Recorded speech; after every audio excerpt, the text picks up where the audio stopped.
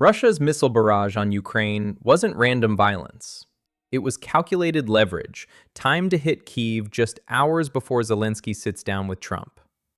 Moscow's message was clear: no concessions on territory, freeze in the dark or fold. On December 27th, Russia went after Ukraine's power system again. Drones and missiles targeted thermal plants and substations, knocking out electricity across large parts of Kyiv and other regions.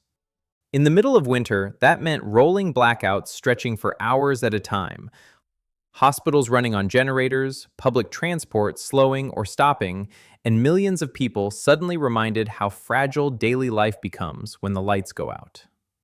The timing is the point. Trump has been in office for nearly a year and is pushing a peace deal, and Zelensky is flying to Florida for talks. Russia strikes the night before. That isn't coincidence. It's Moscow stepping in to set the terms before negotiations even begin. Putin understands the board he's playing on. Ukraine has already lost a massive share of its power generation this year, and every new strike compounds the damage. Repairs cost billions, the economy strains, civilians freeze. When energy systems fail, everything else follows, from transport to healthcare to basic public order. That's the tactical layer. Operationally, this is about endurance. A country without heat, power, and functioning infrastructure can't sustain a prolonged fight.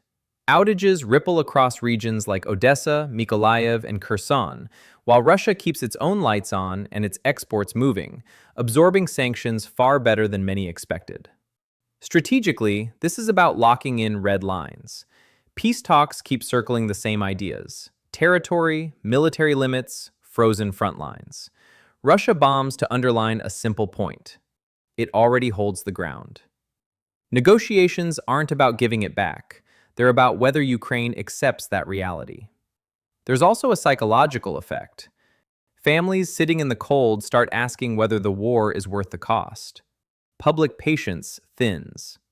And Zelensky arrives at the table under visible pressure, not just from Moscow, but from the conditions at home.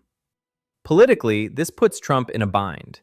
He's already shown frustration with Ukraine's reluctance to engage fully with his proposal, while Russia praises it as reasonable and realistic. That's not flattery for its own sake. It's force paired with encouragement, designed to test how much pressure the new administration is willing to apply. And the asymmetry is the whole point. Ukraine absorbs the pain: blackouts, injuries, deaths, while Russia launches from distance and safety, betting that Trump wants a deal fast and wants it to look like a win. In the end, it doesn't matter whether every missile hit its mark. The effect is the same. Moscow tilted the table before talks even began. So if this is what leverage looks like now, freezing a country to shape a negotiation, how far will Trump let it go?